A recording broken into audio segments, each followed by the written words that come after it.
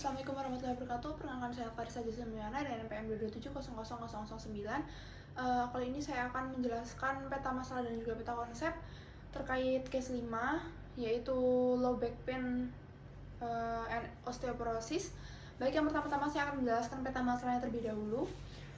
Untuk peta masalahnya, awalnya datang seorang pasien nonajin yang berusia 67 tahun, berjenis kelamin perempuan. Kemudian datang dengan keluhan utama nyeri pada punggung bagian bawah, kemudian nyerinya meningkat ketika 2 minggu terakhir.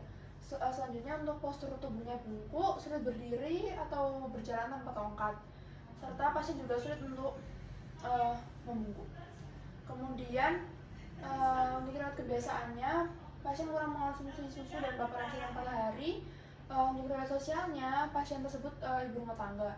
Kemudian kembali ke penyakit dahulunya, pasien tersebut sudah memiliki gejala-gejala seperti yang di kolon utama dan juga RPS itu sejak 2 bulan yang lalu. Kemudian untuk pemeriksaan fisiknya, untuk keadaan umumnya itu pasien sadar penuh atau kompos mentis, terdapat nyeri ringan hingga sedang saat sedang berjalan, dan juga berat badannya 65 kg, tinggi badannya 156 cm. Untuk TTV-nya, yang pertama-tama yaitu untuk tekanan darahnya 124/80 mm hektogram, itu cenderung sedikit meningkat. Kemudian untuk RR-nya 24 kali per menit, sedikit meningkat, dan juga nadinya 60 kali per menit, cukup normal. Kemudian suhu tubuhnya 36,7 dalam batas normal. Selanjutnya yaitu pada radiotoraks di bagian posteriornya dilakukan inspeksi palpasi dan juga movement, di mana ketika dilakukan inspeksi postur kifotik positif, kemudian untuk palpasinya nyeri tekan positif, dan juga ketegangan otot paravertebral baik kanan maupun kiri positif. Selanjutnya untuk movement, untuk straight leg raising test itu tidak ada pain atau sakit bagian kanan maupun kirinya. Selanjutnya untuk pemeriksaan penunjangnya, pertama dilakukan pemeriksaan X-ray radiosakral lumbal, kemudian kurva lurus, dan terdapat fraktur kompresi. Nah, fraktur kompresinya ini terjadi pada toraks T4 dan juga T11.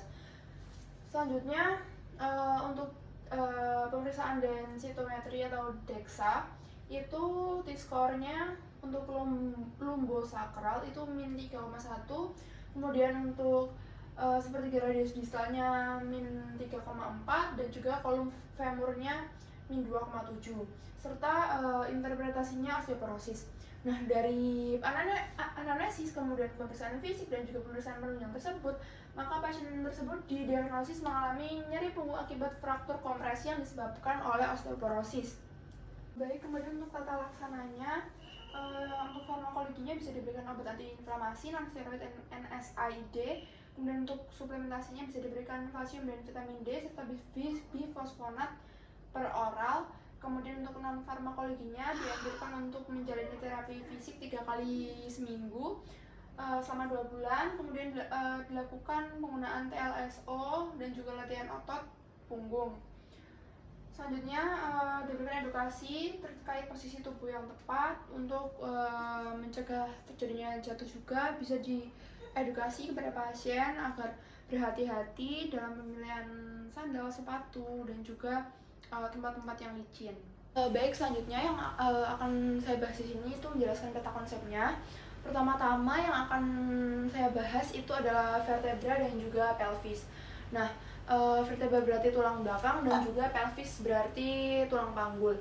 Kemudian keduanya ini memiliki peranan yang sangat penting dalam menopang tubuh kita dan juga mengalirkan sistem saraf. Kemudian untuk radiografi dari kedua os tersebut, yaitu radiografi yang normal adalah pada tulang itu memiliki warnanya cenderung putih, kemudian bagian yang lainnya itu cenderung berwarna gelap atau hitam. Untuk selanjutnya saya akan membahas anatomi dari kedua os tersebut, dan di sini saya akan membahas tulangnya terlebih dahulu, ada sendi otot dan juga neurovaskulernya. Untuk tulang sendiri, pada dasarnya tulang itu memiliki susunan sel dan juga matriks. Terdapat tulang kompak, sponge, dan juga saluran haveolar untuk jalannya pembuluh darah. Dan jaringan tulang itu di dalamnya terdapat berbagai sel tulang, contohnya seperti osteoblas, kemudian yang fungsinya untuk membentuk tulang, dan osteoklas yang meresorpsi tulang. Nah, nantinya osteoblas akan mengeluarkan matriks organik yaitu osteoid.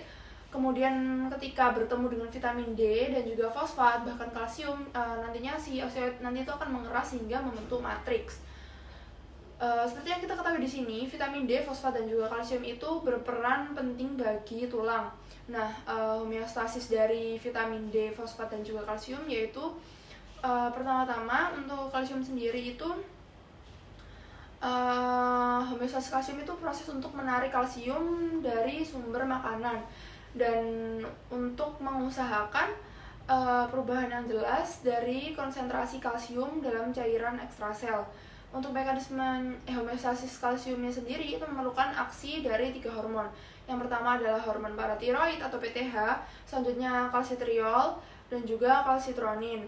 Nah, proses dari homeostasis kalsium, jika kadar ion kalsium dalam plasma itu turun, yaitu di bawah batas rendah atau 1,1 mol per liter, maka kelenjar paratiroid akan meningkatkan sekresi PTH dan selanjutnya akan merangsang pergerakan kalsium dan juga fosfat dari tulang ke darah dan bereaksi pada ginjal, meningkatkan resorpsi kalsium dan juga ekskresi fosfat.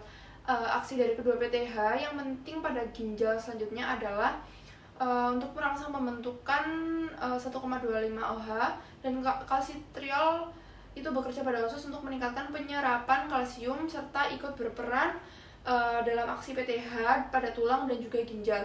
Kemudian kerja bersama zat ini itu dia nanti akan meningkatkan kadar kalsium dalam cairan ekstrasel dan juga bisa mempertahankan atau menurunkan kadar fosfat dalam cairan ekstrasel. Nah, peningkatan dari kalsitonin ini nanti berfungsi dalam menghambat proses resorpsi atau penyerapan pada tulang. Selanjutnya untuk homeostasis dari fosfat atau homeostasis fosfat itu penting dalam metabolisme sebagai penimbal dalam badan. Fosfat yang berlebihan nanti akan diluruhkan melalui lapisan glomerulus, dan apabila kekurangan maka tubulus renalis akan menyerap fosfat lagi yang ditapis sehingga badan atau tubuh mampu mengimbangi keadaan yang kurang agar menormalisasinya lagi. Kemudian untuk serum fosfat itu ada PTH yang untuk meresorpsi fosfat dari tubulus proksimal ginjal. Nah, PTH nanti akan meningkatkan penyerapan fosfat dari usus dan tulang ke dalam darah. Nah, di tulang sedikit agak lebih banyak kalsium daripada fosfat yang dilepaskan atau yang diresorpsi dari pemecahan tulang. Nah, apabila di usus itu terjadi penyerapan kalsium dan fosfat yang dimediasi oleh peningkatan kalsitriol. Nah,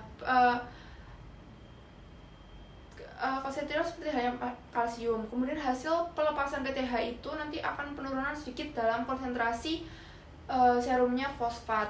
Sehingga apabila terjadi penurunan vitamin D dan kalsium serta maka kerja osteoblas akan menurun dan osteoklas akan meningkat. Nah, hal tersebut itu memicu terjadinya osteoporosis. Nah, untuk selanjutnya itu persendian sendiri itu ada sendi geser, pelana, engsel, dan lain sebagainya. Kemudian untuk dari strukturnya ada fibrosa, cartilagus, sinovial, dan juga komponen pembentuknya ada ligamen, kapsul, dan juga tulang rawan hialin. Ada juga cairan sinovial. Nah, untuk otot dari anatomi ini tadi ada muscle licocostalis, lumbaris muscle, longissimus thoracis muscle, dan lain sebagainya. Kemudian untuk neurovaskulernya ada iliac artery median, sacral artery vena, vena suboccipital, vena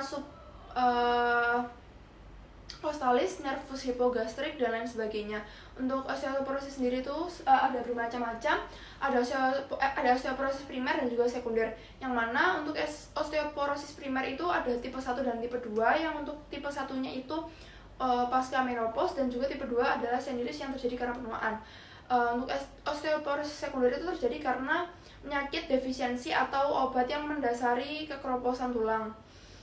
Kemudian untuk selanjutnya ada gejala klinisnya. Untuk gejala klinisnya itu biasanya terjadi nyeri, kemudian ada perubahan postur, dan juga tulang mudah patah atau mudah terjadi fraktur ketika terjadi trauma. Untuk pemeriksaan fisiknya itu dapat dilihat dari nyeri tekan, kemudian ketegangan otot, dan juga pemeriksaan penunjangnya bisa dilakukan X-ray untuk mengetahui adanya fraktur, dan untuk pemeriksaan DEXA untuk mengetahui kekompakan tulang atau massa tulang, yang mana skor di bawah -1 itu mulai menunjukkan adanya low bone mass. Nah, sedangkan untuk osteoporosis sendiri itu biasanya memiliki skor di bawah -2,5, yang mana komplikasi dari osteoporosis itu terjadi fraktur, biasanya fraktur kompresi, kemudian bisa juga terjadi gangguan organ yang terganggu itu karena postur yang salah, dan juga bisa terjadi karena kerusakan saraf pada vertebra, terutama di bagian yang terjadi fraktur berat, sehingga menyebabkan saraf pada regio tersebut itu menjadi tertekan. Nah, kemudian kembali lagi ke osteoporosis. Nah, pada kasus ini fraktur kompresi itu terjadi pada pasien di torak 4 dan torak 11. Nah, hal tersebut serta pemeriksaan penunjang telah dilakukan, kemudian akan dilakukan tata laksana yang berupa farmakologi dan non farmakologi. Untuk farmakologinya bisa diberikan analgesi, golongan obat NSAID, dan juga diberikan vitamin D dan juga kalsium. Dan juga bisa juga diberikan ini tadi, yaitu bifosfonat per oral, dan juga mengedukasi pasien untuk non farmakologinya dan pemakaian TLSO. Nah, dari hal tersebut sebagai dokter kita perlu melakukan periksaan BHP dan POP, yang mana untuk BHP sendiri ada beneficence, non-beneficence, justice, dan autonomy. Untuk beneficence-nya sendiri memberikan pelayanan yang baik kepada pasien, kemudian ramah terhadap pasien, dan non-beneficence-nya kita bisa mencegah keadaan pasien agar tidak semakin memburuk. Itu bisa dilakukan dengan cara melakukan pemeriksaan fisik, menunjang, kemudian kita melakukan tata laksana sebaik mungkin, dan juga bahkan apabila perlu itu merujuk pasien tersebut ke spesialis ortopedi. Untuk justice-nya kita tidak membeda-bedakan pasien baik dari suku, ras, agama, ataupun apapun. Kemudian untuk autonominya, karena pasien sudah berusia di atas 67 tahun sehingga bisa mengambil keputusan sendiri. Kemudian untuk PHP-nya itu ada 5. Yang pertama ada health promotion, yaitu mengedukasi pasien terkait penyakitnya. Untuk specific protection itu bisa menggunakan TLSO.